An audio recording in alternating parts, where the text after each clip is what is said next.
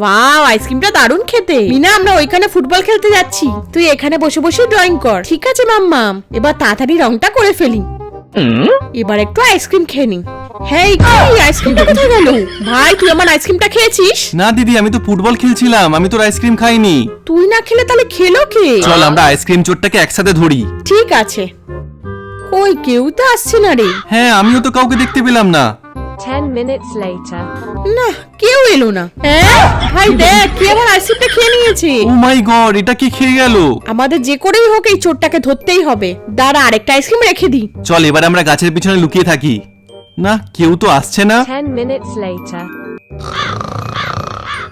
হ্যাঁ দিদি, দেখ আবার আইসক্রিমটা খেয়ে চলে গেছে। হ্যাঁ, কে খেলো ওটা? চল তাড়াতাড়ি গিয়ে মাকে বলি। মা। কি হয়েছে? আমি আইসক্রিমটাকে বাটিতে রাখছি আর কিছুক্ষণ পর আইসক্রিমটা কে খেয়ে পালাচ্ছে। হ্যাঁ।